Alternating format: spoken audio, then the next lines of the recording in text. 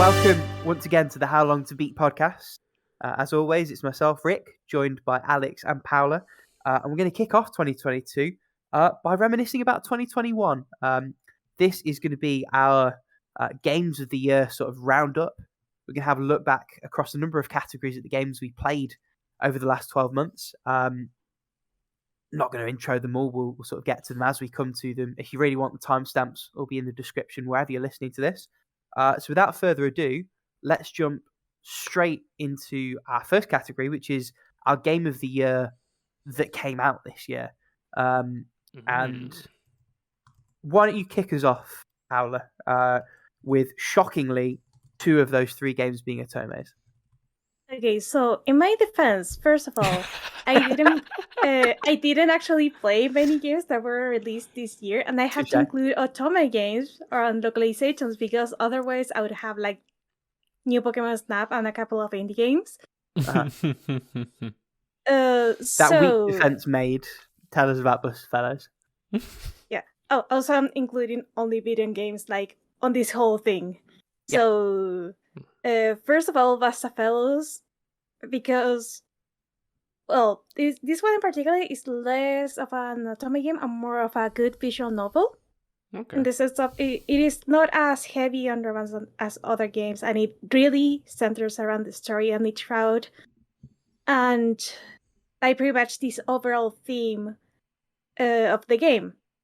What I feel it did right is using the Dota's like time travel mechanic like in a way that seemed fair, and it wasn't like particularly broken. Like she had like clear limits on what she could do, and it didn't feel like Deus Ex or something like would like fix all of it. It's like you may have like one shot to redo the thing, and that's all you get. So make it count. So in that aspect, I feel like not only it used like the mechanic to effectively tell a story without it intruding too much in said story, but also went over very deep topics with the whole immigration thing, like being like in the background like all the time. And it treated every topic with respect. And it didn't always have like all the answers. It more like tried to make you think about the topics and make it like be there like for you, and then you could like start like trying to figure out what's your own position. And that's also like comes into play because of how Dota writes her I guess her section on the newspaper, on the magazines, because that's the approach she uses. So I felt it was like very topical, and also like all the characters were great, and even some of the quote unquote bad guys, sometimes you really couldn't like I don't want to say fault them, because like some of them did some really horrible shit that can be justified, but at the very least you could like get into their head and say, oh, I see, this is what happened, and maybe we should try to prevent more people like that to take that turn in life in a way. This is way more than I wanted to say about so that is my first nomination, I guess. Do I list all? Do them all. Do them all. Yeah. Go to town. Yeah. Okay, the other one is New Pokemon Snap, mainly because I feel it was a very nice modernization in a way of the original Pokemon Snap, like the core idea, and make it like more modern. It gave it being developed by Bandai Namco, if I remember correctly. It was not only very pretty, but it had like a lot of charm, a lot of personality, and I feel this is like the kind of quality I wish like the Melee series would have, but also it is the kind of quality I was really expecting for a sequel to that I think is 20-year-old plus game. So it made me very happy. And I really liked the gameplay loop, even though it was kind of repetitive at times. But moving on, I don't have much to say about this one really. The other one is Olympia Soria. I think it's actually my favorite anime from the year, and one of my favorite stories for the year in a way.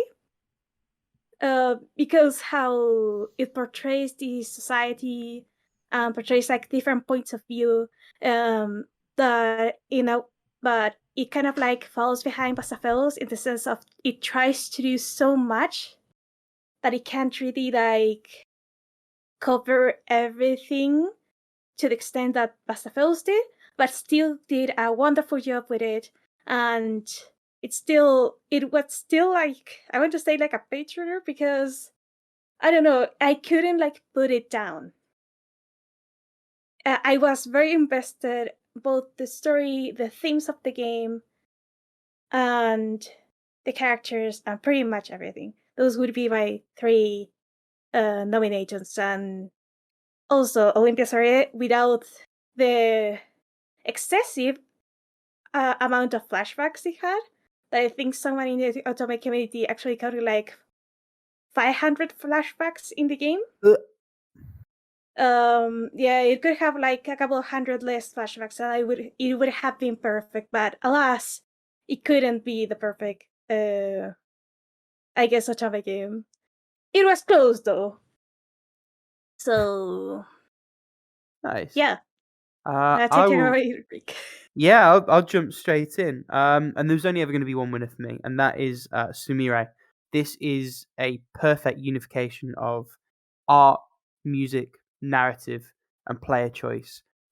It's a wonderful story, really powerfully told, um, pitched at a perfect length to do everything that it sets out to do. A game that really touched me on a personal level, but I think is really powerful, no matter what your sort of approach to it is, and something that's really accessible, both to those of us who sort of play games a lot, have played games for decades and decades, and maybe people in our lives who are new to those games and new coming in. Um, Really easy recommendation. Lovely little indie game, and one that I know Alex sort of enjoyed as well, and I'm sure he'll agree that it's such an easy game to recommend and such an easy game to fall in love with. Yeah, it's on one of my lists later on, like a little Well, there you sneak go. peeky. And moving on to your list on this one, why don't you tell us about your games of the year, Alex? Yeah, so Capcom really like has knocked it out of the goddamn park this year, in more ways than not. And like I actually had a little debate. So, little thing, I just beat Tales of Arise today on the day of recording, and it was one of the games that was like kind of in the running for me, but like it just sort of fumbles itself near the end. Not in, not terribly badly, but enough for me to be like, ah, darn it. But anyway, you'll hear more about that on another podcast episode. But mine that I have, so that's like my runner-up. But Resident Evil Village was like early in the year, and there weren't many games that really came close to it for me, honestly. It's just so expertly done, so much fun, genuine like schlocky horror fun times, gorgeous looking on the freaking Series X, and like everything that I love about Resident Evil in one package. And I kind of want to go back and play it again soon. Like I might wait till like next Halloween to play it, but like it's just, it combined everything that I love about Resident Evil 7 and 4, and it was just like, oh, let's put all of that together and create like a perfect game. I was like, yes, do it. Then actually, let's stick on the Capcom train. The Great Ace Attorney Collection, which I had a hard time deciding where to put this, because I was like, I guess this is technically a game that came out in 2021, but like technically also came out in other years, but I guess it was never in English. So I suppose like, so anyway, I was like, I don't know how to place this, but I was like, I guess technically its release date as a collection is this year. So I'm like, I'm just going to count it for this year. It's a problem with Japan, right? Like half the time you're like, do you count the release date as the localization year, or do you count that? It's not like they would have edited much, right? Because it's not like this is a game where it was like, oh, we have to tweak the gameplay performance. Like, no, it's fine. Right. But anyway, I'm counting it as 2021.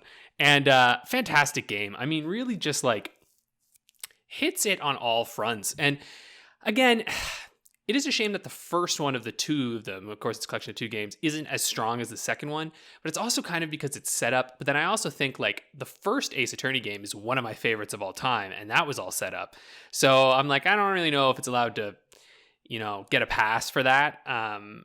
But also the first game felt even a little more experimental, and maybe, I don't know, it's kind of a shame because like the first one, it's like a little more of an experiment, but it doesn't all necessarily hit. And then the second one's like a little more traditional, but it keeps all the good stuff from that experimentation. So the first one kind of had to, I've been using this expression a ton on the podcast lately, walk so the second one could run. And that's what it needed, right? And the second one ran away with it. And the third one that I nominated is Chicory, A Colorful Tale. It's just so unique and beautiful. And I know this one, again, it'll hit differently depending on kind of where you're at. But like as someone who is like deeply invested within art and the making of art, and like, and especially had like a lot of these kind of struggles that the character within this game has, I had recently come out of, within a few years. And so like to play a game that, and also though, like a game that was so accessible while allowing you to just kind of go your own way. And I've never played a game before where I could use my freaking drawing tablet to play it. Like it was actually really fun to use the tablet and draw in that game. I mean, it works great with the mouse too, but like it was just really fun to have a pen and like going around on it. So I actually think Chicory is my winner for this year, I'd say, for 2021. I just think that it was the one game this year that reminded me why I love video games so much. And I had that moment where I was just like, man, games are dope, And it also has an Easter egg that I've talked about, which I don't know if you found it, Rick. Maybe you did. But there's an Easter egg to a particular series that I love very much. Which series is that? You can bleep it out afterwards or whatever. Well, I don't know. This might be a spoiler for Paula. I don't want Paula to know until later. But yeah, take your headphones off for a second. There's an Ace Attorney one in there. Yeah, well, if you're listening, folks, there's an Ace Attorney Easter egg. You might not have found it because you maybe didn't explore everything. No. You kind of have to explore a little. Anyway, you can come back, Paula. You know me. I bum rushed my way through. The olive branch I will put out, as much as this game didn't speak to me, and I thought it was like pretty meta, okay. One of the best hint systems I've ever experienced in a game. Yeah. Where you call home and your mum picks up and gives you a vague direction, then your dad's sort of reaching out and she's like, do you want to talk to your dad? He's so terrible for over-explaining things. He's like, oh, I've got to dump all the info. Love you, honey. I do really love that. It's so good. Like it was like, the what was that? Like the Link's Awakening like call thing, but like just taken up to the nth degree in such a beautiful way, and I love it. Yeah, because in Link's Awakening there's like a telephone you can go to and like you call the hints man, and he's like oh hello, you want a hint, and like gives you a little thing. But then yeah, this one I love that so much. I don't know if you caught all that, Paula, but yeah, it's very good, very good. So anyway, that's me. Should we move on to our best game you played in 2021 that was not released this year? And I would like to jump back to Paula to start on this, because 2 of her 3 I could not agree more with as being like Game of the Year contenders. Yeah. Yeah, like I'm gonna start with 13 Sentinels, I guess, Dream, because Are we surprised? It, as much as maybe didn't hit like all the right notes for me, it still did a lot right. And I can't deny that I was deeply invested on the story, even though there was a turn there that I didn't particularly liked. But the art is amazing. It has a very unique visual style that I think, like, I would like more games going into like these crazy paths in a way. And the music, it's top notch, and the story was complicated as hell, but it was a lot of fun, like trying to unravel everything. And I'm gonna say controversially that I actually like the battles. Like the only reason I didn't go like to the arena and completed like all the battles, it was because I read somewhere that it goes up to like 9999, and it was like, yeah, not enough time in life to do that. Nope, I couldn't agree more. But still, like, what was there, it was really good. Nice. Then my next best game of 2021 that wasn't released this year is another recommendation, and that would be Ghost Trick Phantom Detective. Yeah, I actually love this game to pieces, even more than 13 Sentinels, maybe because like the story was more focused. Except for one little section in the game, you know which one, guys, because I was ranting about it. I really like every other single puzzle in the game. The characters were amazing, the designs were amazing, and it was just a very good time. Yeah, And that the one's on my story, oh my list god, the too. story. Yep. I maybe should have like finished off with that one. I fucked up. Nah, that's fine. I mean, You're we good. can jump all over it. I'll talk more about it after. Yeah. And the other one, I wanted to put Fire Emblem Echoes, Shadows of Valentia, but I think I already put it like on some Game of the Year list last year. And this was a replay, and it was like, okay, I'm gonna try to do the new stuff. So Fire Emblem New Mystery of the Emblem for the DS was a surprisingly solid experience. Like I don't want to say like for that time, but that game did a lot right. Like it took like the Shadow Dragon remake formula and ran the fuck away with it. It feels very tight to play. It has like some very amazing moments on it, and the battle preparation is very like all the battle preparation stuff is just there, and it is very easy to do, and it is very quick to do. And if you want to just level up, you don't have like to go into the arena and like risk everything all of or nothing like in Shadow Dragon. You can just see beforehand like which unit you're battling, so that makes leveling up your weak unit so much easier, and it makes the game feel so much better. And it was also a nice touch to see like a lot of returning characters from the first game, and overall it was like a fantastic game. Like gameplay wise, it was pretty solid. It have like it is like the cream of the crop, like previous to the 3DS era Fire Emblem. Oh my god, am I even pronouncing things right now? Well, you're trying. That's okay. I'm trying. Sorry, it's kind of late here. And yeah. So and it had like a lot of like optional stuff that was a lot of fun to go through. Is that your pick? Yeah, yeah, I think like from these three, my pick would be Ghost Trick Phantom Detective. Okay, nice. I honestly And from there, go ahead, Alex, because I see. Sure. I was gonna say I almost expected you to say Fire Emblem because you had a lot of good stuff to say on that one, but that's a tough list right there.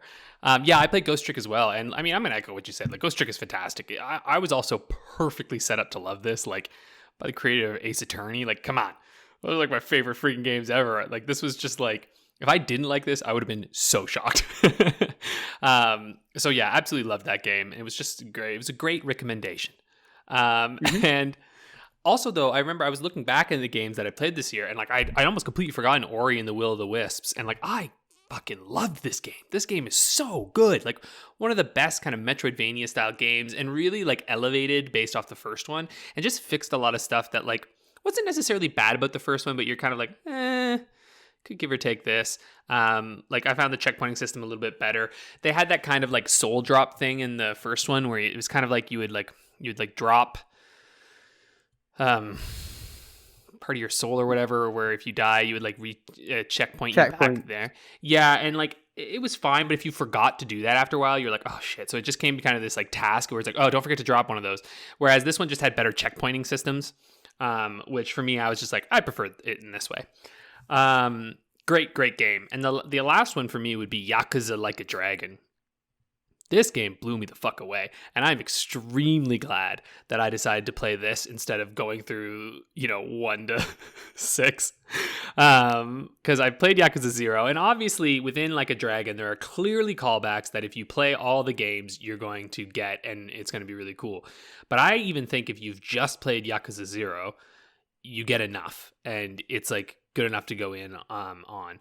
And like, it's just so expertly done, and I actually find that it's almost like this styling fits the Yakuza world even better than it originally did, because like the turn-based combat and I guess the explanations for it tie in so well to their protagonist, because the interviews, like the developers talked about how they didn't set out to make a turn-based game. They were like, okay, like we're going to create a new protagonist, and like the turn-based mechanics kind of came out of their like discovery of this protagonist and like figuring out like what actually suits them, who are they, what are they into, and they're like, oh, actually, you know what? Maybe this will work best. And you really get that sense, and it's like the one Yakuza game where I felt like actually close to my companions in it, and God, it's just a really, really, really good game. And maybe I'm setting a precedent now here. The third game that I talk about is the game I choose, but this one for me for sure was my best game of 2021 that was not released this year. It like just edges out Ghost Trick for me. And actually, I also think it's not entirely fair because this is such a huge game that is so excellent. But yeah, Yakuza Like a Dragon, I highly recommend it if you want to get into the series. It is wacky good times, guaranteed.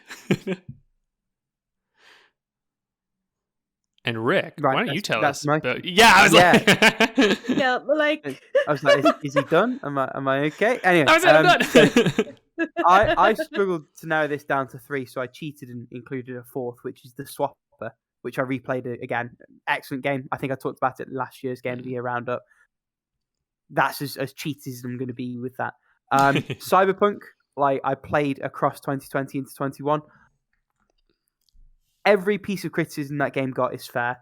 I also had an astonishingly good time with it.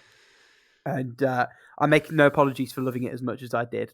As much as it wasn't technically what was promised. As much as it wasn't technically all that competent for most people that played it in the first couple of months of launch. But I had an excellent time with it. I thought the world was given the scope of what they did, I thought the world was quite well realised. And it's a shame that there will always be that, what could it have been if it was given the proper time and attention and everything else.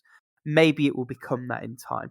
But, I spent 93 hours with the thing that released, and I had a wonderful time for like 91 of those hours. Completely opposite in scope, Space Court. This was like a little hour-long narrative adventure set in a space courtroom. I don't really want to say much more than that. It's like £2. If you're listening to this, you are going to be receptive to this game. Some of the best writing I've ever played in a game. And you should absolutely go and check it out. It's really, really, really wonderfully done. And was a wonderful surprise. Really could have squeezed into my hidden gem list if it had been released this year, which it wasn't. And then the final game is Devotion.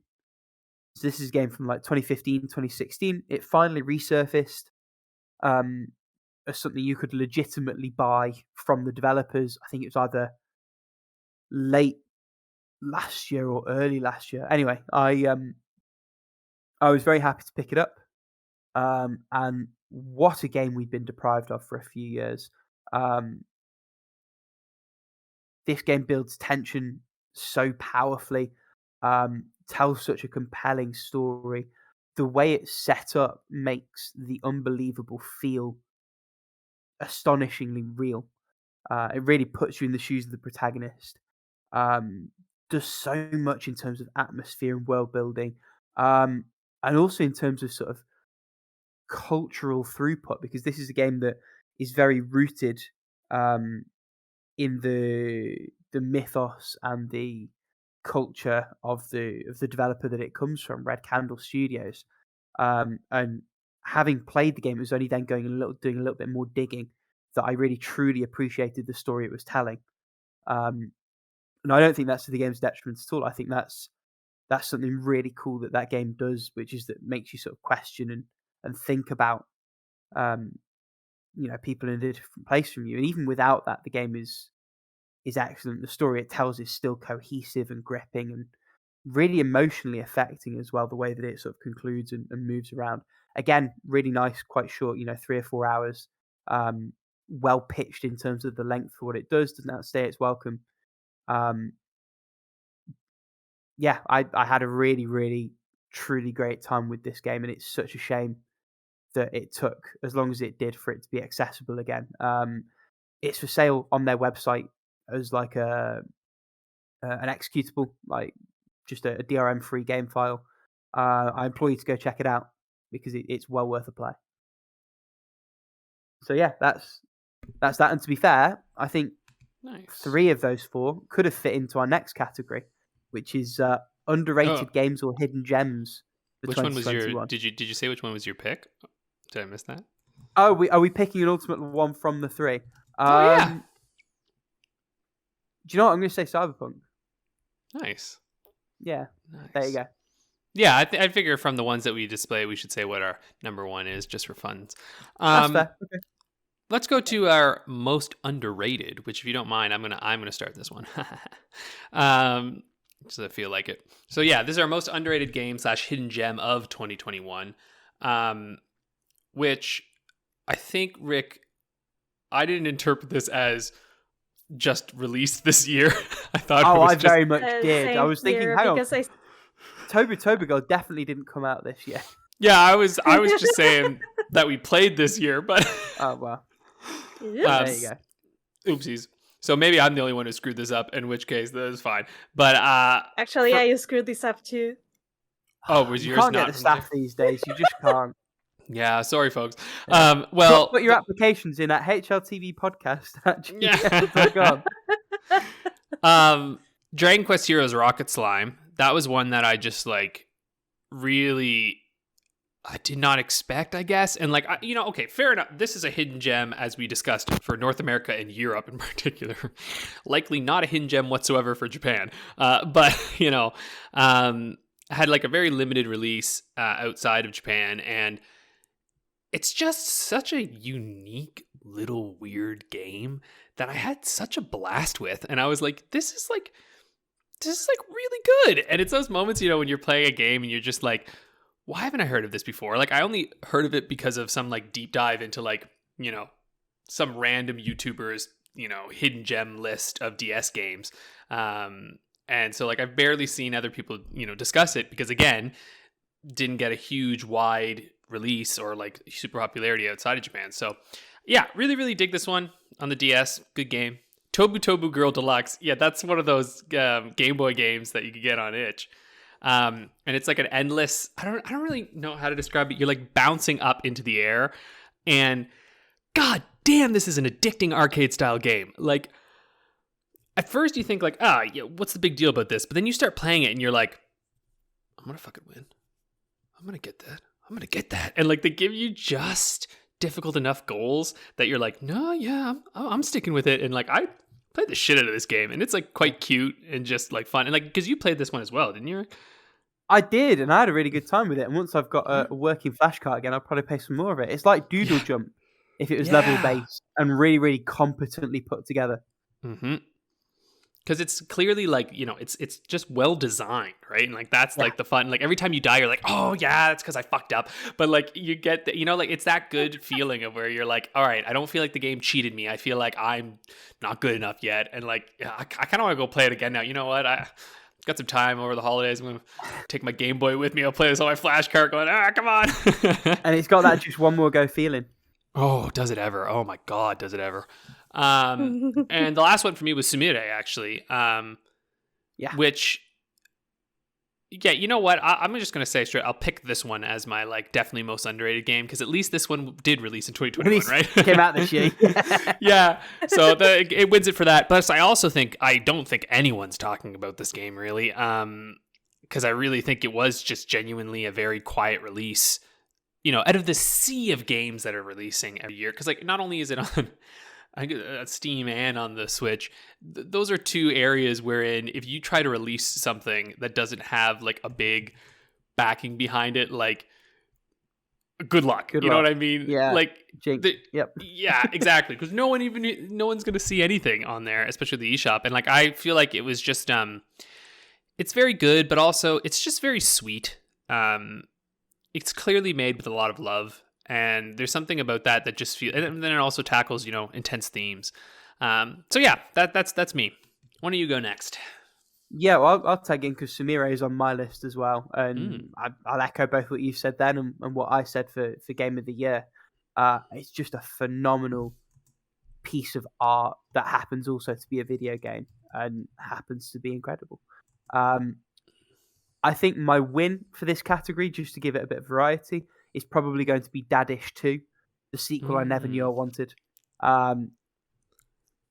It's just a great little platformer. The Dadish games are very much style over substance, where the substance is pretty good as well. Just basic ass platformer on Switch or on mobile. I played on mobile. It's free, ad supported, or you can throw the dev like £2 and just remove all the adverts, which is what I did. These games have so much charm, and they very much speak to me, because at the end of every game, every level, you bump into one of your little like child radishes, because you are the dad radish, the daddy who's got to like scoop all his children back up, and one of your children is at the end of every level, and they have like a little humorous back and forth every time, and then occasionally it's just like a random possum that screeches at you. It's so charm. I want to play it again now. Not enough people are talking about these, and they're wonderful. And then finally, I feel like this was underrated in the sense that people really weren't expecting a lot of it before it came out, and that's Marvel's Guardians of the Galaxy. And it was such a pleasant surprise that it came and it stuck the landing. And as well as being a good Marvel story, it also actually did something different with the gameplay. And I think that says a lot, both about the game and about the studio, that with a license, they were willing to sort of try something a bit different and push the boat out and swing for the fences. And I'm really pleased for them and for us having sort of been able to get the game, that it turned out as well as it did. And I'd like to think that time will see people give it more and more recognition. I know it won like some meaningless award for narrative, but like it's an excellent game, and the narrative is good. It was deserving of that meaningless award. That's me, Paula. Okay, so actually only one of these games was released on 2021, but that won't stop me. I'll call the best whatever I want. Ooh, so fight and talk. The first one is actually my most recent compilation of these 3 games, that is Myst Messages. We went in depth on our 58 our Itchmas episode, so I won't go into too much depth here. But still a very heartfelt game with amazing art. Go check that out. And it's free. The other game that I played that I loved to pieces because of how charming it was Luna's Fishing Garden. A little kind of like, I would say, like gardening relaxing experience where you're just fishing and cleaning these islands and pretty much like bringing life back to them. And it is a very short game, very relaxing, a lot of fun. It might get a bit repetitive for some, but I think what it did very well. Also, the pixel art is very cute.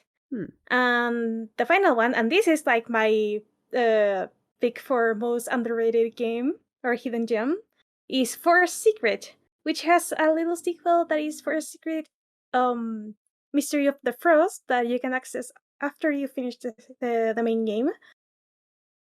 And this game is full of charm. It is very cozy. The art is adorable. Like, every single character oozes charm in this game.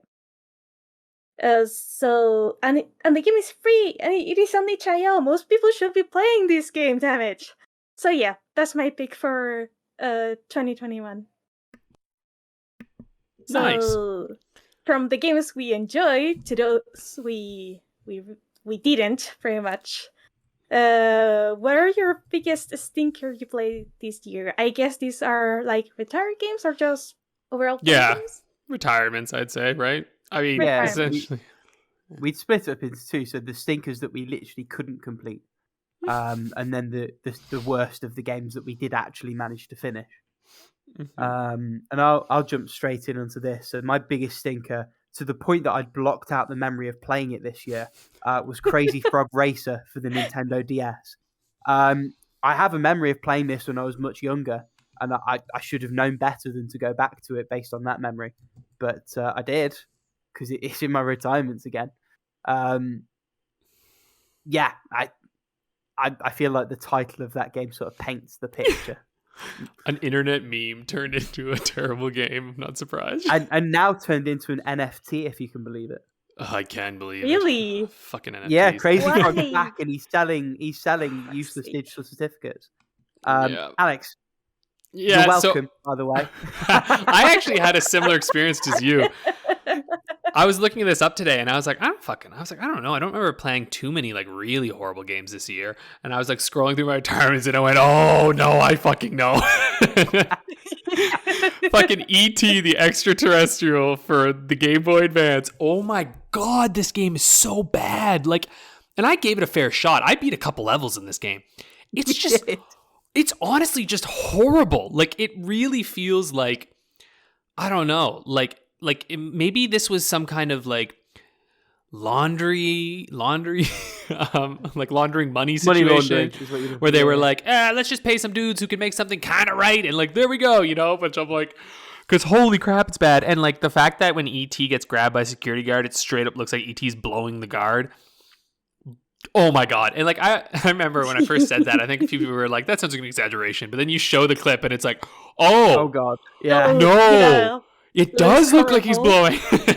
And I was mercifully way too young to realise what was going on when I played the game the first time round, so I didn't realise either.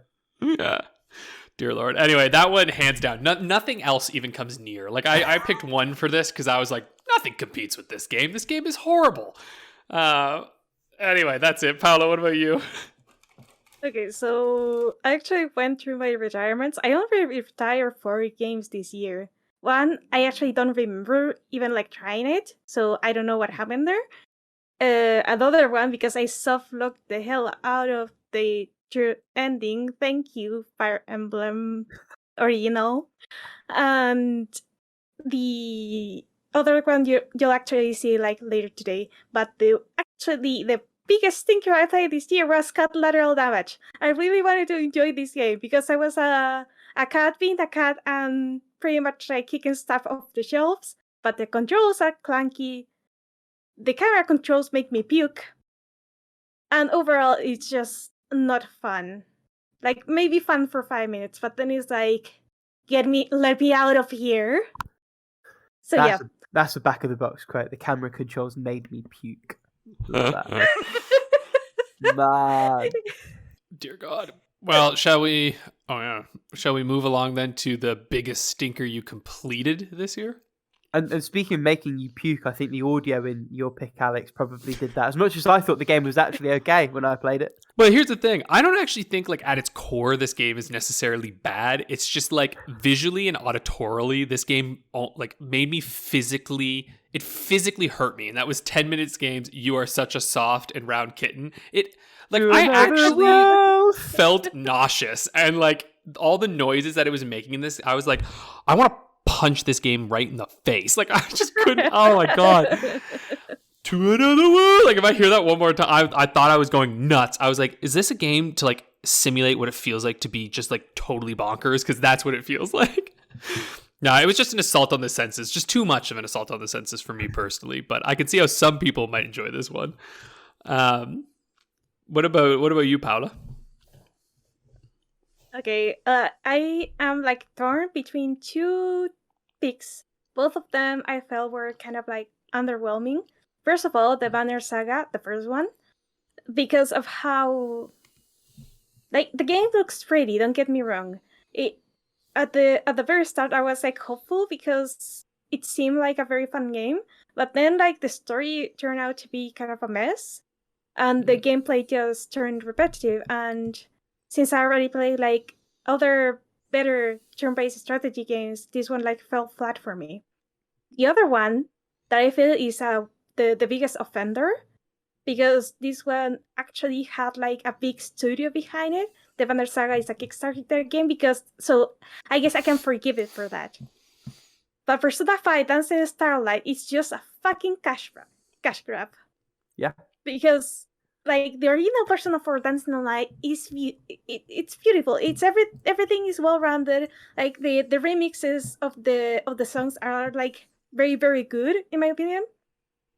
And I still plug my PS4 just to play Persona 4 Dancing on Light from time to time because I got the what's the name, like the collection with the 2 dancing games. Because it had Persona 4 Dancing All Night for the PS4, and I was like, heck yeah, I want that in HD. So at the very least, I had that going for me. But Persona 5 Dancing All Night, it Starlight, sorry, it didn't have the charm that Persona 4 Dancing All Night did. The characters were kind of meh. I already found them like kind of meh from my playthrough on Persona 5 original. But Persona 5 always finds a way.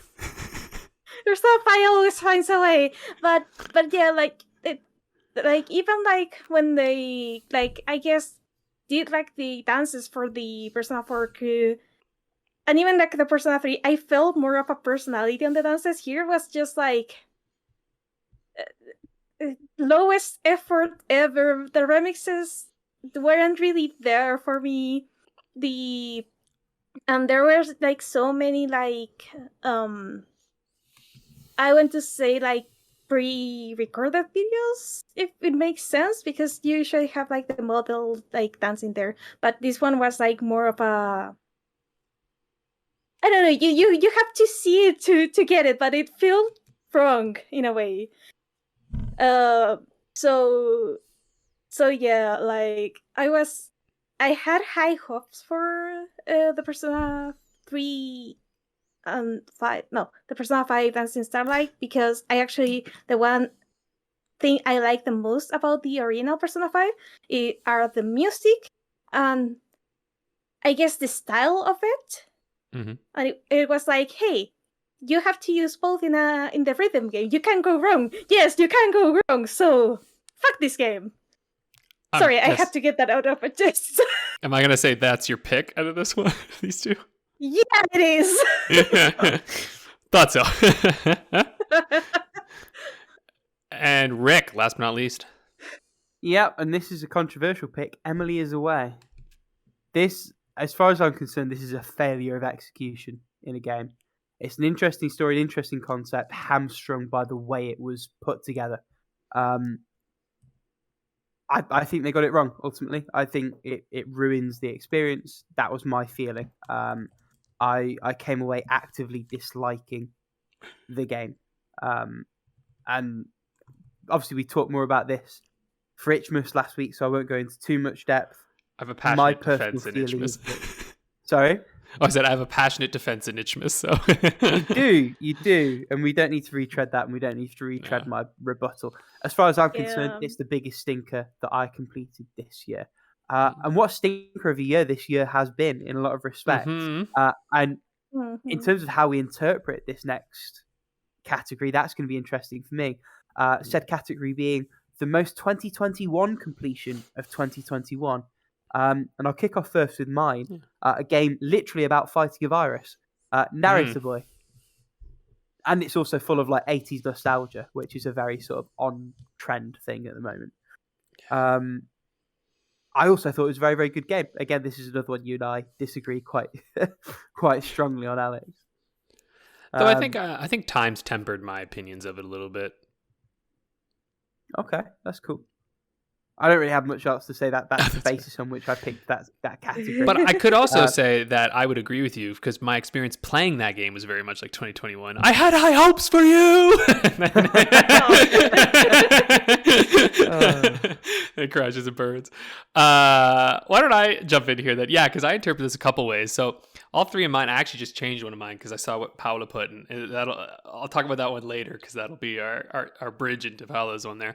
But the first one for me was Umurangi Generation, because that game is like all about, a young disaffected generation who's like facing an alien invasion, and like none of their leaders are doing anything about it. They're just kind of trying to ignore what's happening, and people are like kind of denying the lived realities, and then it all comes crashing down on them. And I'm like, yeah, sounds a lot like my world right now. I'm like,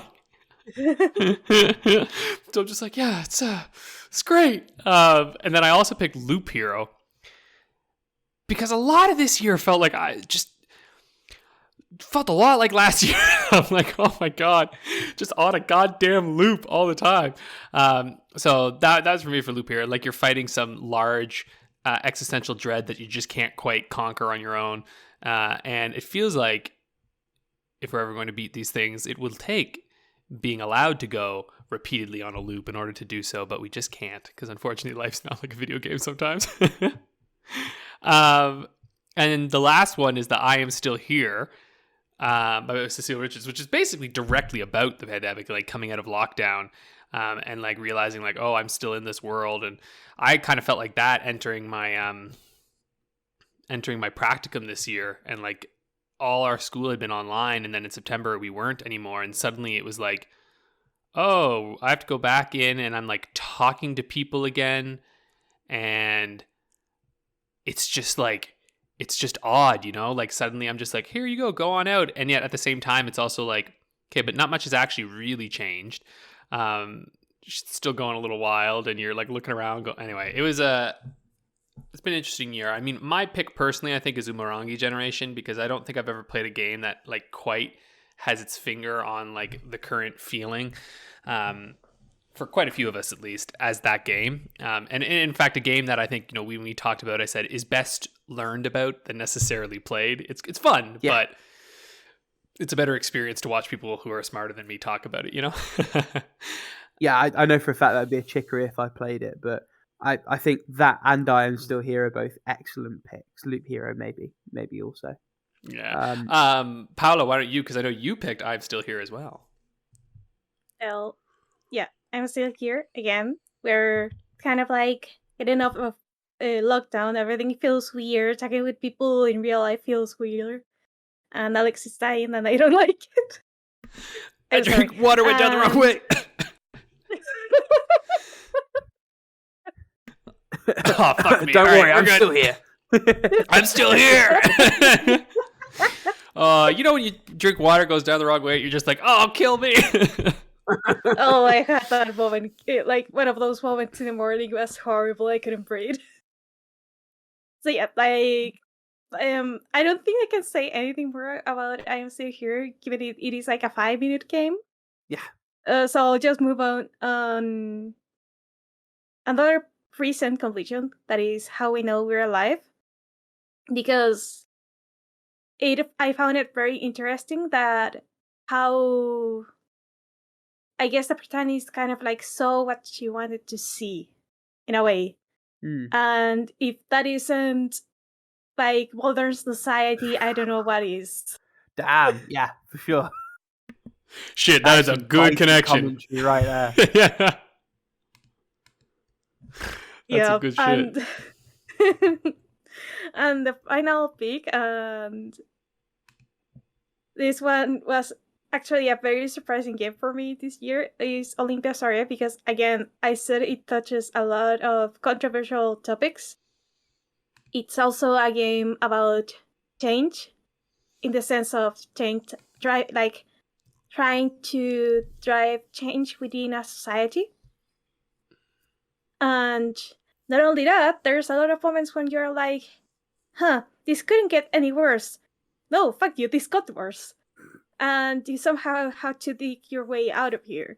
And in a way of how there's different opinions, different stuff going on within the game, and how every single character, well, not every single character, but at the very least, from the main characters, and even within the antagonists of the game, there's people who want change, and there's people who don't want change, and like pretty much like you see change as something positive if it's good for you and your loved ones and everyone, and you see change as negative if you're in a position of power and you're gonna lose that power usually.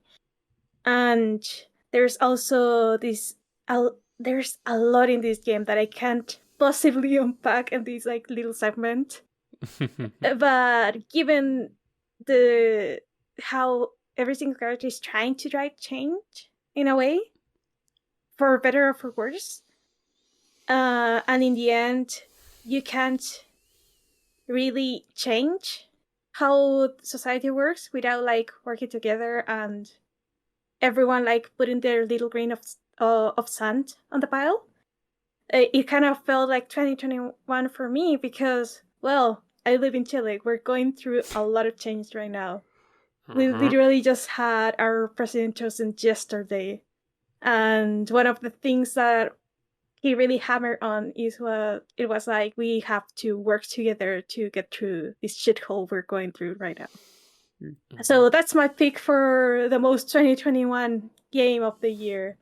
Maybe a little bit controversial, maybe a little bit weird that it's an Otome game, but it hit home real hard. For you, Paula, not weird that it was an Otome game. Hey. Not at all. Speaking of Otome games... I was going to say games we've played too many hours of. Yeah. Oh my So god. That was a stretch. Yeah. This is our guilty pleasure, or I played this way too much game of 2021, which I was going to say, speaking of Otomes, because I put on my list, which I'm sorry, Paula, but it's definitely not the guilty pleasure version. But I put Psychedelica of the Ashen Hawk because playing it a bit was too much. But anyway. Yeah, that's beautiful. I know there are better ones out there. This one just didn't quite hit it for me.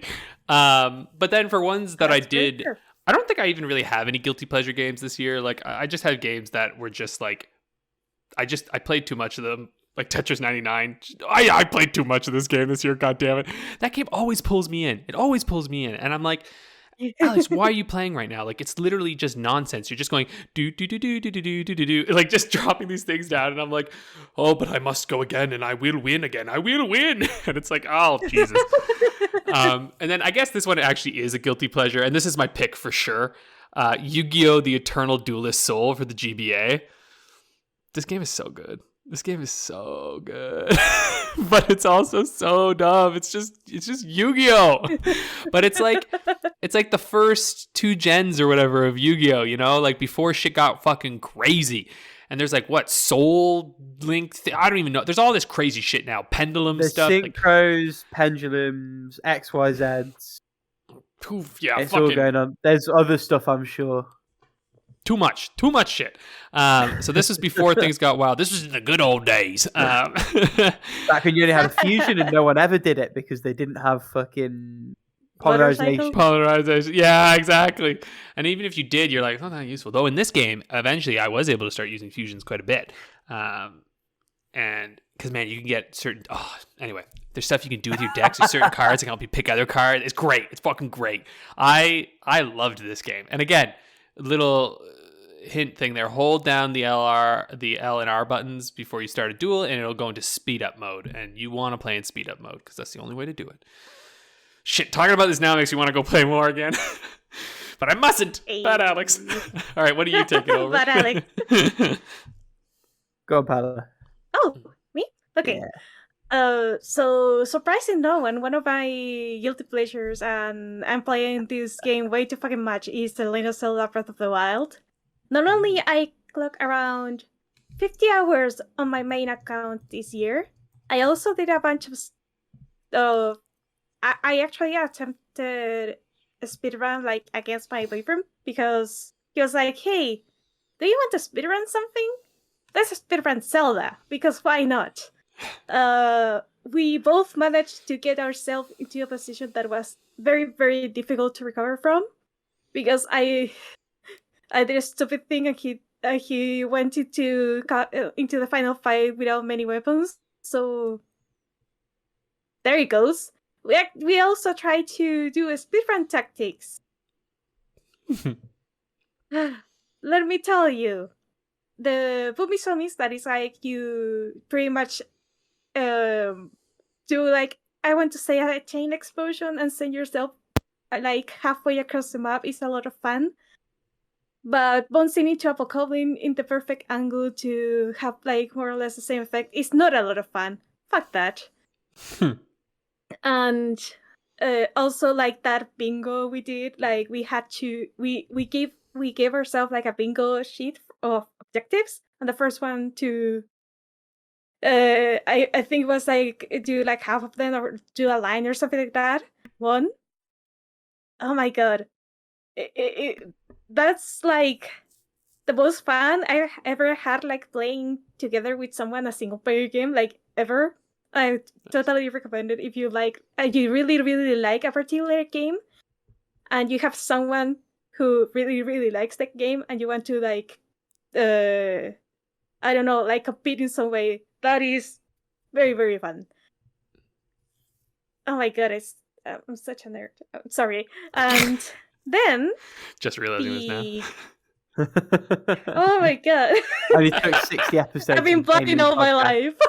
Yeah. The other game, which totally caught me by surprise, because it was only the demo. I spent 7 hours on the demo for Potion Craft. Damn. I didn't buy it in the earlier access because it would have sucked the life out of me. I will buy it on whenever it releases for sure. Or officially, I guess. And then you'll never see me again because that game is super addicting. Just like, I guess the early access is already addicting enough, so go have some fun there. Support the developers. See you on Hell or something. And my final pick is Pokemon Shining Pearl. Not because of how compelling the battles are or anything like that. No, it's the fucking underground. The Grand Underground is way too addictive. Like, I'm just like digging there, trying to find stuff. And then I find a little box. And the little box opens, and I get a statue. And I'm like, I need more statues. No, I don't need more statues. There isn't like any more space in my secret base. But I want to see more statues. And then if you go like into the I guess like into multiplayer mode, you can get even more stuff. Because if another player digs on your spot, you get like more of it revealed without like wasting your like risking a cave-in. And you can like get a lot stuff like more quickly. And then you have the like you have to hunt the dog trio, and the oh my god, Diglett. Thank you. And then you have like an increased chance of either finding like a very rare Pokemon. You can have the double of the chance of finding a shiny Pokemon, or you could have like very fancy statues. And I like the very fancy statues. And that's all I have to say. Like, I've been playing so many hours of it that I finally found the guy who can increase like your secret base like capacity, and he asked like for so many fucking orbs, and it's like the larger size orbs, and they're like so fucking rare.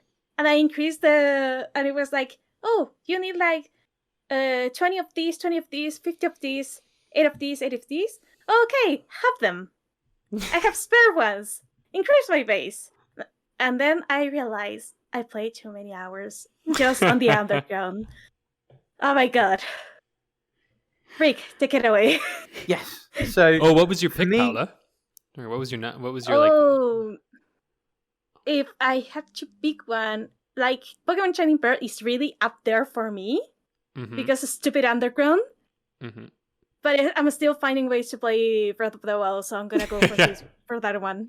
It had to be that one, really. It did. Yeah. Sorry, and for me, no, you're good. The obvious answer is Rocket League. Yeah. And that ultimately is probably going to be my pick. But there are two other games that I wanted to shout out. The first is Earth Defense Force 4.1. The friend I've been playing co-op with, we've met up like 6 or 7 times this year and neglected doing other stuff together just because we've been playing this game. And I suggested it as like a throwaway thing. Oh, I've got this game that we could play a bit of. Didn't think he'd have a great time, and then got home and he was like, so when are we playing the bug game again? I was like, oh, okay, you liked it. Okay. And this game sort of overtook every time we met up this year. And now that it's finished, I'm already thinking about getting EDF 5. Nice. The other pick is Call of Duty Cold War, because the gunfight 2-on-2 game mode is like digital heroin. and I go to play one game, and then 3 hours have passed. It's the worst kind of really, really good. And yeah, do you know what? Actually, Park Rocket League, I think for the novelty and for the sheer dangerousness of it, I think Cold War is going to get that pick for my category this time. Nice. Yeah. And so from things that are cold to things that are hot and getting hotter, the most surprisingly sexual games we completed this year. Alex, go on. How on earth is Mario and Luigi Superstar Saga in that category for you? Hear me out.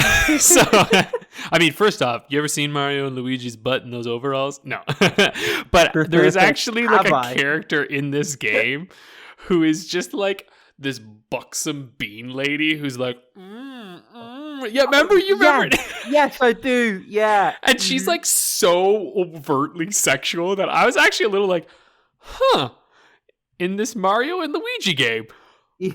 I mean, like, I'm surprised, but all right. So they had some fun with that character, I think. Let's just say it genuinely was surprising. And then the other one is probably Gravity Rush. Just like it's just uncomfortably, like there's so many of the, like, they'd unlock outfits and things that I was like, no. And I think this maybe is more just Japan than it is really, but like it's not what I expected going into the game. I guess I was like, oh, okay. Yeah, there was some fan servicey outfits, and there was like a maid one as well. You could get like DLC for. Yeah, and like the DLC packs. I think that's what it was, because like I had the the hacked Vita, I had the DLC packs, and I was like, oh, cool DLC stuff. I wonder what it. Oh. All right, never mind. Yeah, and I thought if you got the DLC packs with the extra missions, the missions are just an excuse to give you the outfit. Yeah, like, right? Oh, there's like this rubbish that's floated out of my house, and you go and like grab 5 pieces of litter, and like that's a third of the mission. Yeah. Realistically, a third of the missions. Yeah, I just didn't play many sexual games this year. Although maybe Missed Messages, actually, because I didn't know what I was expecting when I went into it, but like parts of it, I guess, a little bit, but not even really. I don't know. It is, yeah. It is a stretch. It's all a stretch, right? Because it's tough. I haven't played many sexual games this year. So I'm going to give it to Mario and Luigi Superstar Saga because that's hilarious. And yes, Rick. I played one very, very sexual game, and that was The Good Time Garden. And I knew this game was going to be weird. I didn't think it was going to be that kind of weird. To the point that there's like characters and you're like knocking them around, like, oh, yeah, it hurts so good. And it's like, whoa! That's not what I signed up for. I mean, same as I said when I played the game like a few months back. It's free. It's like half an hour, if that. I think it's a really fun piece of art and like goofy experience, and I think it's well worth looking at. If you're of age, because if you're not, I mean, it is very, very suggestive. Paula. 2, maybe 3 otomes? 2 otomes and 1 little visual novel. Can they even count as surprisingly sexual? 2.5 otomes. Yeah, well. Okay, I'm gonna defend my case, but first of all, the more like surprising was Dreaming Treat, because this is like from the Wandering Wolf Treat series that Jamet recommended. And like so far, like the games were like pretty wholesome in a way. So Dreaming Treat is pretty much like the character treat dreaming, and it gets a little bit sexual here. It was like nothing graphic, I guess, but it was like, oh, I wasn't expecting that. Then Osmafia, and the reason why it was surprisingly sexual, it was, well, first of all, it is the only autumn I've ever seen that you have these love triangle routes, which were odd, and some of the outcomes, let's say, were, I don't want to say steamy, that's but a little bit sexual in a way. Risque, but there was like one particular route that I wasn't expecting at all, which was the brothel route. And I guess Sex is the name of the game there. And I was like, whoop, I'm gonna skip the whole of this because I am not into what is being showcased here. And the other one, and this is mainly because Olympus Area shouldn't have been surprising if I know beforehand the artist is the same both character design and overall artist than from Os Mafia. I should have seen the flag, but I didn't know. I was dumb. I didn't even realize that the artist for Olympia Soiree does work for both Os Mafia and Diabolic Lovers until I actually googled the artist from Olympia Soiree because her art is so pretty. Oh, I see. I should have expected that. So first of all, in Olympia Soiree, like since she's pretty much like the protagonist pretty much has to get married and have kids because story reasons, and if she dies and there's no one of her clan who can like praise the sun and make it shine, the world is fucked. But the overall picture that game gave me like early on was that people maybe were a little bit more prudish in a way. Except there were like some that really weren't. And what really caught me by surprise is that there's a fade to black moment in every route. And even in one particular route, I was like, oh, this character looks like way too fucking innocent. And then there's like a scene that is like, if someone walks in on this, it is like, there's gonna be misunderstandings here. And I don't know, like, I guess I was so used to the other localizations from Axis that were like, maybe like more toned down, maybe like the worst offender at the time was Jank's Route on Biofiore, but most of the games were like very, I don't want to say prudish, but maybe prudish, I don't know.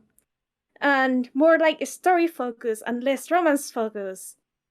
And Olympus Story has both on like very big portions. So yeah. I guess the one who was like the most shocking in a way was Os Mafia. So I guess that's gonna be my pick. Nice. Yeah. Well, the next ones that we're moving on to here are actually from the community. So we asked the community if they had categories that we wanted. So we got 3 suggestions, lovely suggestions here. And the first one's from Cyber, and it's the most unexpected game you liked/loved. Rick, why don't you start us off for this one? Yeah, sure. So I've got 3 picks for this. The first is a game that you played and retired, Alex, and I probably went in with very low expectations and was thoroughly blown away by, and that is Cosmic Star Heroine. I thought this was an excellently pitched RPG, knew exactly what it was going for, nailed itself from a systems perspective, from a length perspective, from a storytelling perspective, in the sense that it didn't try and do too much. It really sort of set out its stall and got that balance just right. Excellent on Vita, goes without saying. So that was a really welcome surprise, as was Nex Machina, which is a game I bought on a really deep discount for PS4. It's a game by Housemarque, the developers of Returnal and many of the games before it, and it very much fits into what I now know to be their mold of sort of really mechanically tight bullet helly shooters, albeit not like bullet hell vertical or horizontal scrollers, bullet hell in the sense of that kind of vibe fit into other things. In this case, it's more of a twin stick scenario. I really got hooked on this game, ended up sort of beating it over the course of a couple of days. And I bought it on a whim. I really didn't expect to have the kind of experience I had with it. And the last one, the one that I think is ultimately going to take it for me, is Novena, little browser game by Cecile Richard. This is a game that was just short on a number of earlier categories in this list, including Game of sort of the year for this year. This is a game that I didn't really have any expectations going into, but that made me cry like a little baby. I loved this game. It really, really spoke to me. The writing was exceptional, and it's a creative who knows exactly how to use Bitsy to its fullest potential, and such a low barrier to entry. I feel like if you've listened to this and you've not already played this, you've personally insulted me. Go and play it. Pause the recording. We'll be here when you come back. It's only going to take you 5 minutes. And that hyperbole out of the way. Alex, tell us about yours.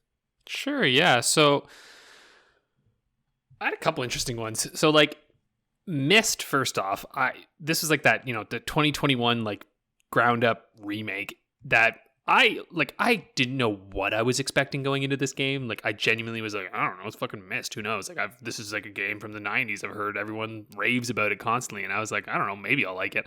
But man, it was great. Like especially just like the remake. It just, I don't know. Like literally, it was completely unexpected, and I loved it. It was one of those Game Pass finds, where you're just like, Myst, huh? That sounds neat. I'll try it out. Pixel Puzzle Makeout League.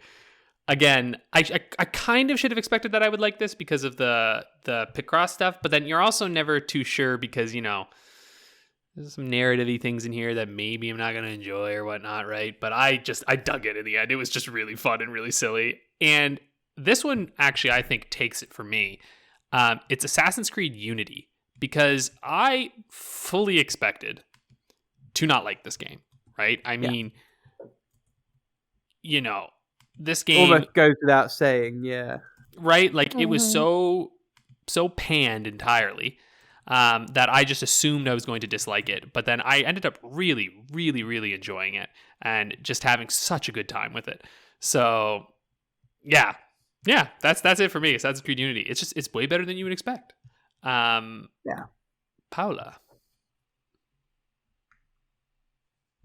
Okay, so quick disclaimer: if it wasn't for our extravaganza Steam and the Steam Games Fest events, I wouldn't have anything for this segment. So, first of all, Of Us and Country, amazing little game, like with what are kind of like Game Boy graphics.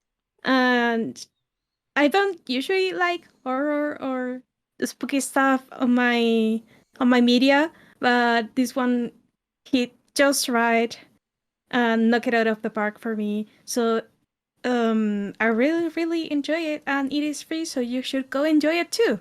The second one that I already gushed about in a previous point is Potion Craft. And again, it is currently on early access. I tried out the demo and it was amazing. But the one that takes it for me is Timberborn, the game where you have beavers doing city building stuff. It is way too much fun. I adore it to pieces, and lately, like, the developers have been like upgrading some stuff to make like the different like beaver races like very unique or more distinct between each other. So I really want to jump back into this one, but I can't until exams are over. Otherwise, everything is gonna go to shit. So yeah, those are like that is my pick for the most unexpected game I love. Nice. Well, sorry. Go ahead, Paula. I was gonna say let's go to the most anticipated game of 2022. Yes, and so this from friend of the firm's Chankus. And I'm probably like butchering it. Chankus? I don't know. I don't know. I give up. It's okay. Forum names are meant to be read in your mind, not out loud, right? Yup. The minute usernames had to be read out loud, the internet was like, no! Rick, what are your most anticipated? Yeah, so I'm only certain that one of these will actually come out next year, and that is Sifu. which is supposed to come out this year. This game looks amazing. It looks really mechanically solid. For anyone who hasn't seen it, it's by the makers of, I want to say, Absolver. So they've got some pedigree for this kind of sort of physical melee combat.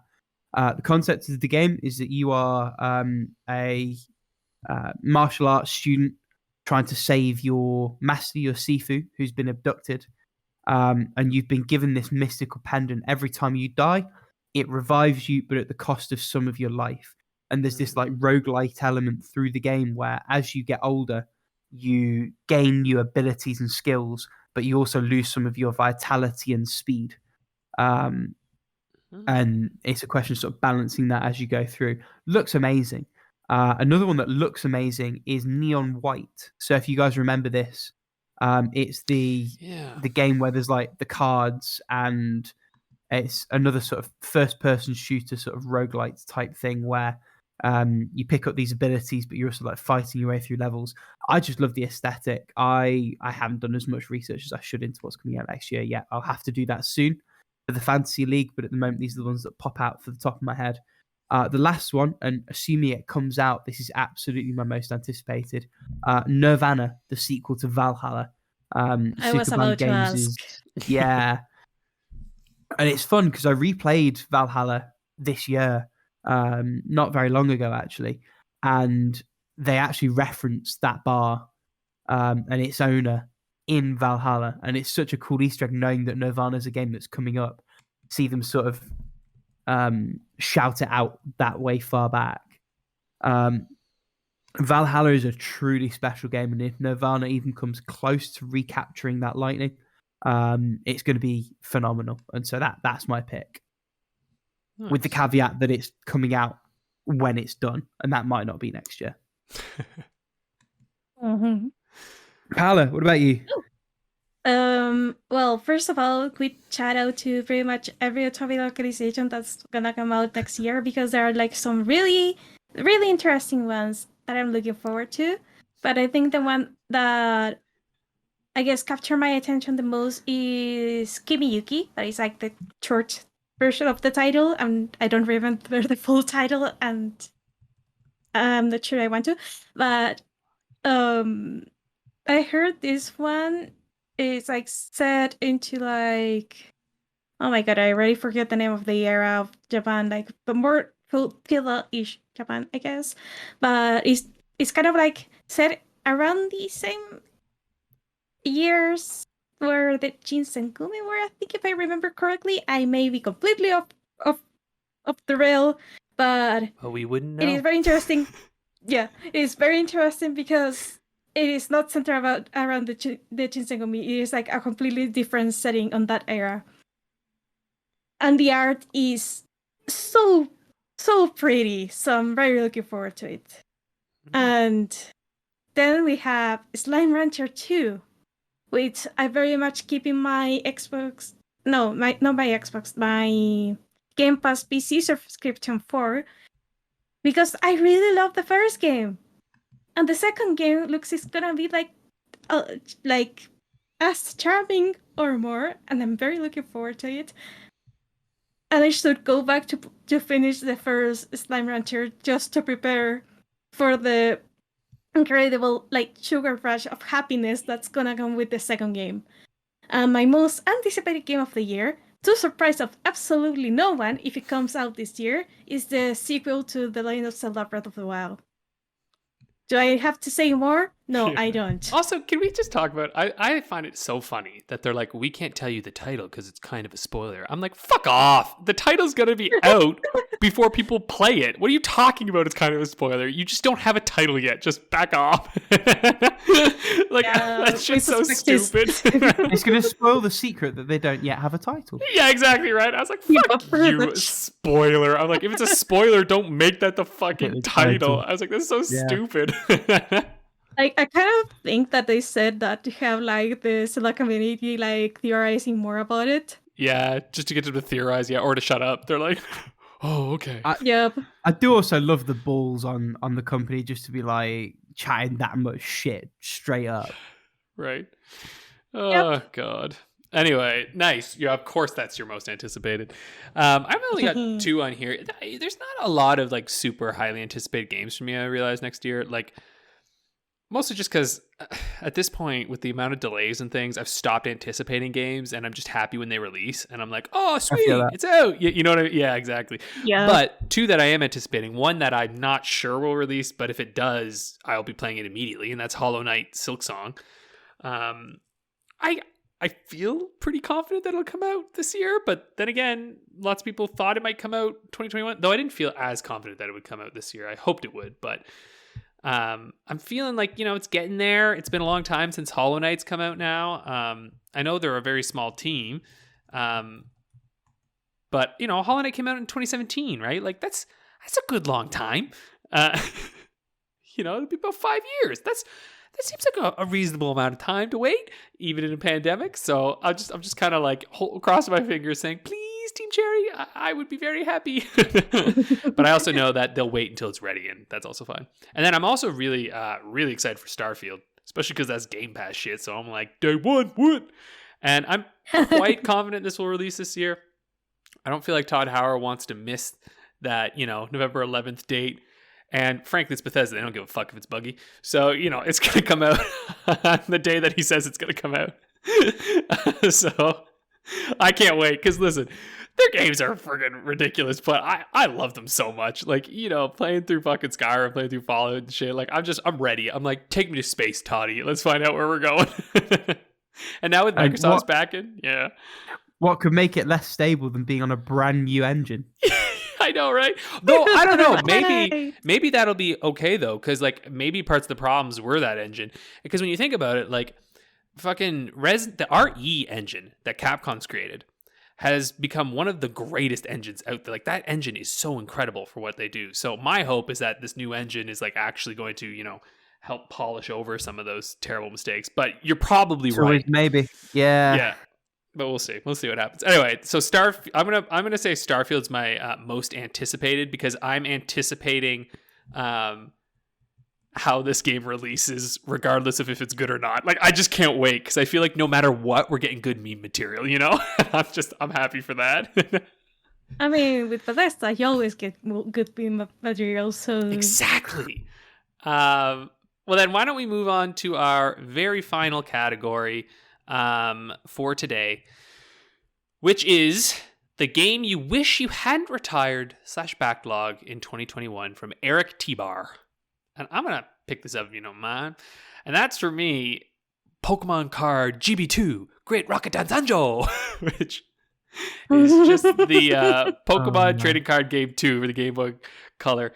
The only reason I retired this fucking game is because the stupid easy flashcard corrupted my fucking save file. I fucking hate easy flashcards, man. I only swear by EverDrives now. My fucking EverDrive for the Game Boy Color has never failed me once. Don't tempt fate, Alex. No, I will, because he has strong, solid, well-made freaking EverDrives. And I should have known. Of course, there's a reason they're a little more expensive, because they fucking work. And the easy flashcards are a little cheaper because they don't fucking work. So like I lost so many save files to that Game Boy Color flashcard, man. Oh god. And I couldn't bear it because I was so far into the game and I could not bear replaying it all over again. But now that I'm far away from it, I'm actually thinking time might be like right to go back and play it now, because I'm like, even just looking at this, I was like, I think I kind of want to go back into it because it takes everything from the first game and just improves it. So yeah, these are hidden gems, I'm telling you. I've always loved card games, but like if you like Pokemon, you'd love, because like there's not much different from this than like the Pokemon games on the Game Boy, like arguably they were just little flat nothing sprites anyway, so like a card game with them's not that different. Anyway, that's mine. Rick, why don't you tell us yours there? Yeah, so I don't really regret retiring or backlogging anything. So the reason I've picked the game I've picked, and that is Freedom Wars for the Vita, is I suppose I just wish that it had worked better for me, especially in the context of the Japanese servers for this game going down. I think they were already down at the time of release. and the North American and European servers won't be too far behind. This is a game with such an interesting concept, such a great aesthetic, such strong production values for a Vita title, and mechanically, the actual gameplay of it feels really, really fun. The loop is just so grindy, so repetitive, so clearly focused on multiplayer and setting all of that up and that side of things. I wish it had worked better for me as a solo player. It doesn't mean I regret retiring it. I enjoyed the time I had with it. I didn't feel compelled to try and get to the end credits of it. But I suppose it's the closest a game has made me feel to that this year. And that's why I've picked that. That's fair. And that brings us to you, Paula, and you've picked, what, like 5? I have many regrets. Pick 3, Paula, pick 3. Never. Okay, so first of all, the one I retired from this list that I really regret that I had to retire it was Abzu, because the game was pretty solid. Even though that I'm actually following like a marine biologist, and he's like making like a series of etiology classes, so I know more about fish now, and I can like really, I can really like appreciate the amount of detail this game had. That's cool. But the thing is, I can't get past certain point of the game because I discovered like the even like seeing, I guess, like being in the game, like very deep in the ocean, and maybe like swimming through these like smaller places or like in a very dark place, it gave me like severe anxiety. So I had to retire it for health reasons. Which I'm so fucking sad about, because the game was so pretty and it was supposed to be a relaxation experience in a way. I did the opposite for me, so that made me sad. But nothing I can do about that. The ones that I regret not having or not giving them more time this year. First of all, Sumire, because both of you have seen high praises about the game. I got it on the last Steam sale, but I haven't got to it. Mainly because Uni kind of got crazy, and also because Paula forgot that most of her games this year came out in November. And so I really want to get to that one, hopefully sooner rather than later. Uh-huh. The other one that I got, and this one actually got completed like this year. I mean, the localization for it is Taisho Alice. That is an Otome game for PC. And it came out like in 4 episodes, like episode 1, 2, 3, and the epilogue. And everyone like from the Otome community have sung like high praises of it. And I'm like, I really want to play it. But the backlog is strong in this one. I'm trying to keep up like with Axis, Idea Factory, and PQ of Otome games. So I have to find the time to play this because I really want to play it because it looks so unique. And on that line of thought, I really wish I could start like Dairoku, but the Agents of Sakuratani, that is like the latest release from Axis Otome game wise. Which I haven't been able to start because I'm still on Cupid Parasite because, well, time, and I was waiting for a localization patch because they worked something on one of the last routes, and it seems the game tends to crash like at random intervals. The patch came out today, so Cupid Parasite will be finished soon, and then I can finally get to Dairoku without fearing like getting the stories mixed up or something like that. So yeah, those are my regrets. I wish I could keep up with so many more games. What's your biggest one? It's got to be Sumire. It's got to be, because that's such a you game. I know you're gonna love it. Yeah, it's between Atsu and Sumire. Atsu because I really have no control over the reason I retired. And Sumire because it looks so neat. Okay, Sumire. There you go. You have the rig. I'm gonna make you There pick it one. is. I'm like, I'll pick be one, happy pick when you one. played it. Yeah. I can sit on my fence. The fence is comfortable, you know? Nice. It looks very uncomfortable. Well, there So slim and were spiky. our games of the year. Quite a year for gaming for us. We played so much stuff. It was very fun. I figured we've got a few minutes, so I pulled one up. We might as well start off 2022 correctly by playing everybody's favorite game. 13 Sentinels Aegis Rim. How long to beat 13 Sentinels Aegis Rim, the game? That'd be funny if that was the game, though. It was like, how long does it take? I should have picked that one. But actually, we have De Blob 2. De Blob. Oh. Yeah. De Blob. Dos. I'm not entirely. This game has always been on my like eShop wish list because I've heard it's like kind of fun, but I just never pull the trigger on it, and it often goes on sale like real cheap. I don't feel very confident about 100% on this one, but I don't think it's a super long game. Touching that. I'm looking at the what's the name at the box art for the thing, and the character kind of looks like a knockoff Android, but yeah, you're not far wrong. Although I think the original De Blob just about predated Android. Or Android is or the Android icon is the knockoff Blob. More likely, yeah. Yeah, they're like at the same. They were like around the same time, I think. And Detroit. All right, I'm gonna say 10 hours, 13 hours, and then I'll Hail Mary with a 19 hours. Ooh, what? I'm playing safe for once. I've said 9 Excuse hours me, main, what? 12 hours main plus. Yeah. I have no idea what to even expect from this game. This is like the first time I ever heard of it. Well, see, I have looked these games up before, so I do know of these games, but I've never played them because it's like I'm played. Oh, sorry, I was like, isn't this? It's kind of Splatoon-esque, where like you're kind of like filling in, but it's not a shooter, I guess. But like you're coloring in a world.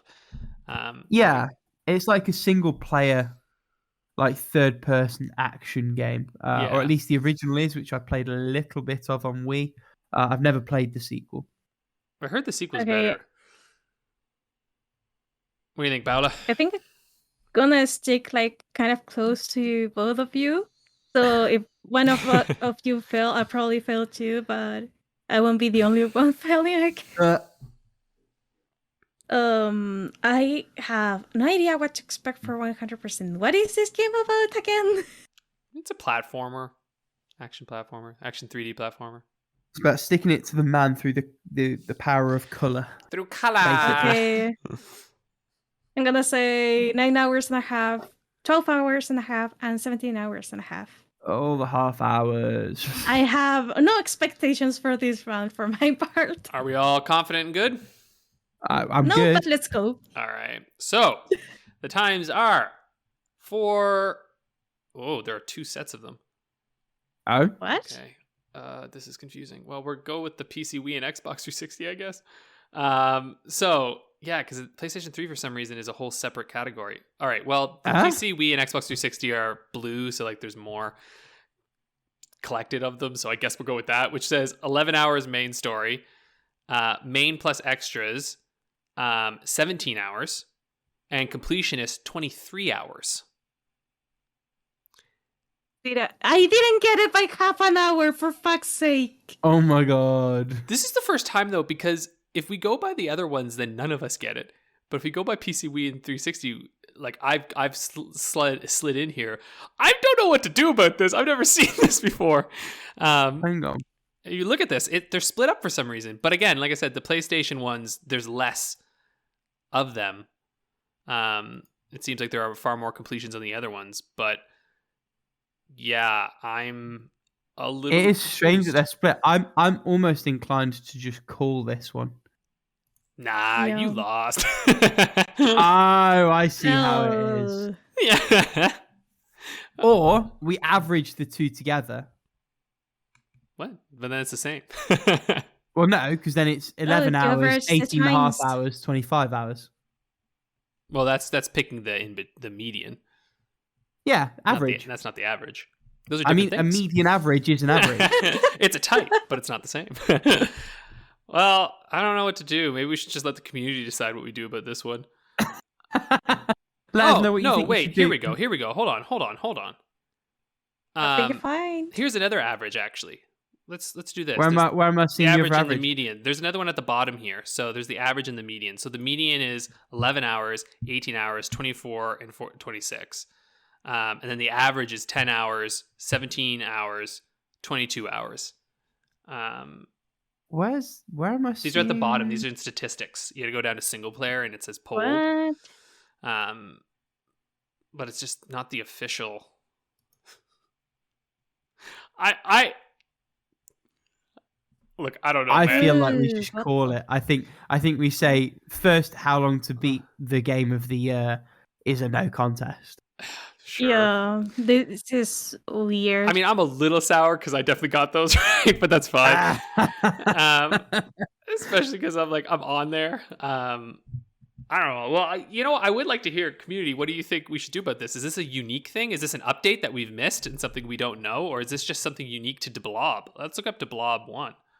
And hey, I mean, you're going to be down there smashing like and talking to us in the comments anyway. You might as well weigh in on this. I think this important issue. Yeah, this is unique to Deblob 2. Okay, well, who knows? Because I went to Deblob, and Deblob is just 1, but Deblob 2 has this split between the two platforms. I mean, shit. How are we even supposed to know? But hold on, wait. You know what? Hold on. I know how we can solve this. I'm just going to look up Deblob 2 without hidden stats and see what it tells me. It comes up as both again. No, it says 10 and a half hours for main, 18 hours for main plus extra, 23 and a half hours for completionist. Hang on, what? Where? How? What? That's without hidden stats. That's without clicking on it. If you just look it up on the search bar, that's what it says. Oh, I see. Okay. Hang on. What did you say, Rick? Sir, I call bullshit. Let's re-roll. Bro, that's what it says. You can look it up yourself. I think we have a 2-1 majority here on that. Oh, because you two lost. Yeah, 2-1 majority from the losers. And this is how we lose in this democracy. All right. Well, do you want to just do another one? I'm going to leave this in. We should just do another one. Yeah, fuck it. Yep. Oh my god! I hit hidden stats. I hit random. Do you know what showed up? Deblob 1. Deblob 2. What the fuck? I'm like, stop it! Get away, Deblob 2. What? Another one. Why does it keep going? Oh, it's because I was searching for Deblob. Okay, hold on. Get out of here. Stop it. Get out of there. Okay, let's see here. I can computer. Oh fuck. Okay, I don't fucking know what this is. Blood fresh supply. What? Yeah, maybe this is good. This is the chaotic neutral for us. Something that none of us know about. It's a Steam game. Okay. It's got good ratings from 2019. Blood remaster. Oh, it's a remaster of a game. Of an old game. Looks like one of those Doom type games. Oh yeah, it's absolutely like a build engine kind of FPS situation. Yeah. Well, okay, let's do this one. Okay. Oh, and it's a night dive port. That's interesting. I might just 555 it because I don't know how long. 567 or something. I don't know. It can't be that long, right? I feel like we always swing short on these. Yeah, we're always way short. Fine, maybe you're right. All right, maybe I'll jump it up. I'm just gonna, fuck this. I'm just gonna leave whatever fucking times I had for Deblob and hope that I get something here. Oh my god. I'll say, I'll do, what is it, 14? Yeah. I'm going 12, 15, 18. I'm gonna say 10, 14, 19. I'll pop up my main plus extras a little bit, but I'm going with Deblob 2 times and hoping that I get something. Okay, I'm gonna go with. No, I don't want to go with 5. I'm gonna go with. I was going to say that's aggressive. Even that's quite aggressive. 11.5 for main plus, and 100%. I think I'm gonna fall short. Shall we find out? 22.5. There. Okay. All right. Here we go. Let's see if we have better luck than the last one. Okay. Oh, okay. DeBlob might have saved me. So 11.5 hours for main story, 18.5 hours for main plus, and Oh shit. 29 hours for completionist. 29 hours. Nah, I'm fucking with you. It's 19.5. You all win. Wait, no, I think Paula's missed on the main plus. Oh shit! Yep, Paula I missed on the fucked up on main main plus. plus. Oh, Hey! well. Oh, I also think maybe we're using the wrong scores from before because I feel like we already had 133, didn't we?